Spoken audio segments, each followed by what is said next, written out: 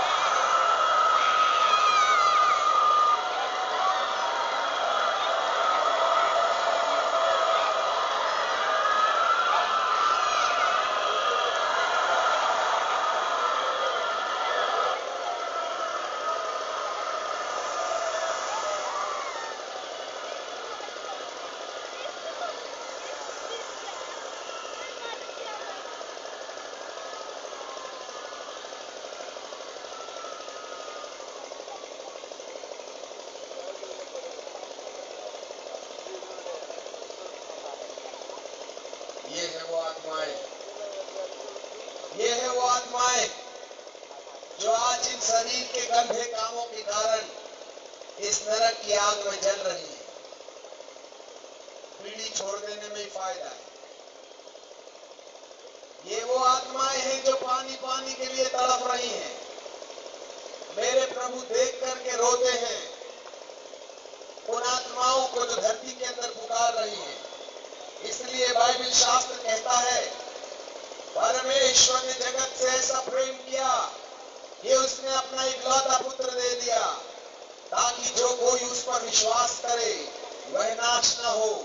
आप बहुत आसानी से पढ़ लेते हैं नाश शब्द, आप बहुत आसानी से यूहन्ना 3:16 पढ़ लेते हैं। नाश समझ में आता है? नाश ये जगह है जहां आत्माएं तड़प रही हैं और आप गंदे कामों के द्वारा नाश की गाड़ी में बैठे हैं और यूहन्ना 3:16 पढ़ रहे हैं। अरे नाश से बचने का मतलब चर्च जाना नहीं होता। नाश से बचने का मतलब यीशु मसीह पर विश्वास अकेला नहीं होता। नाश से बचने का मतलब केवल चंदा देना नहीं होता। नाश से बचने का मतलब होता है पवित्र आत्मा के अनुसार। लिखा है, यदि कोई आत्मा के अनुसार जीवित है तो आत्मा के अनुसार चले भी।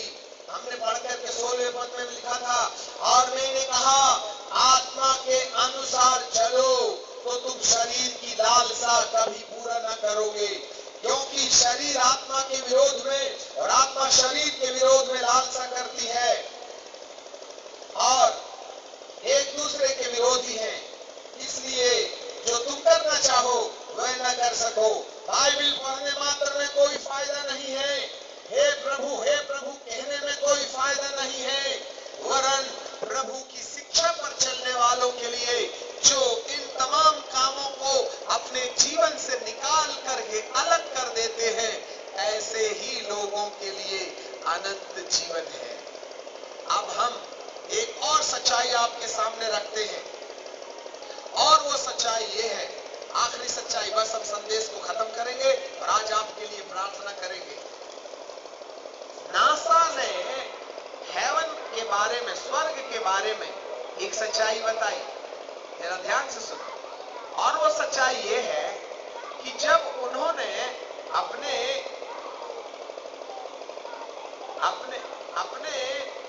यंत्रों को भेजा, अर्थात उन लोगों ने अपने साथ उन क्या बोलते हैं सितारों को भेजा जो आकाश गंगा के अंदर हजारों फोटो पृथ्वी के ऊपर, आकाश के ऊपर सितारों की फोटो लेने के लिए भेजी गई।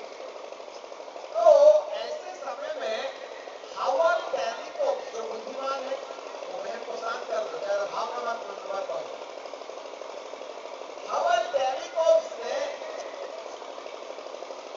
जब हजारों फोटो आकाश गंगा की खींची, तो उनके कैमरे में ये धूलिया सितारों के बीच एक ऐसे नगर की फोटो निकाली जो पृथ्वी से थोड़ा छोटा है, हजारों किलोमीटर लंबा चौड़ा, सोना और चांदी से बना है ये वाला घर, शहर। और नासा वैज्ञानिक कहते हैं कि उन्होंने इस शहर का नाम क्रिस्टल सिटी रखा। वो कहते हैं कैमरे में स्वर्ग की फोटो नहीं आ सकती है, स्वर्ग की फोटो नहीं आ सकती है, परंतु जो फोटो हमारे कैमरे ने लिया है वो स्वर्ग का नहीं, वरन सोना और चांदी और बहुमूल्य पत्थरों से बना हुआ एक रोशनी से बना हुआ नगर है। जो नगर सोने से बना है, चांदी से बना है, सितारों से ज्यादा चमकदार है। ये फोटो हबल टेलीस्कोप ने अंदर से निकाला, हजारों चित्रों को एक के बाद एक जोड़ने के पश्चात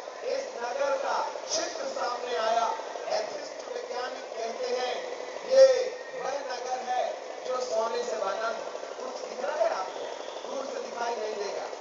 आप NASA report heaven and hell Google video में क्लिक करें, ये फोटो आपको मिल जाएगी।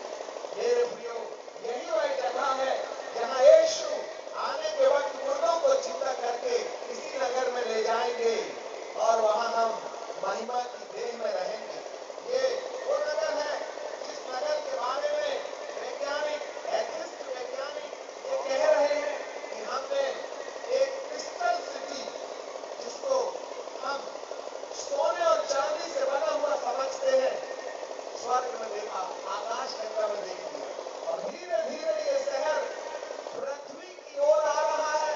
अरे मत मानो बाइबल की बातें, मत मानो ये वाले की बातें, तुम नासा की बात तो मानोगे ना।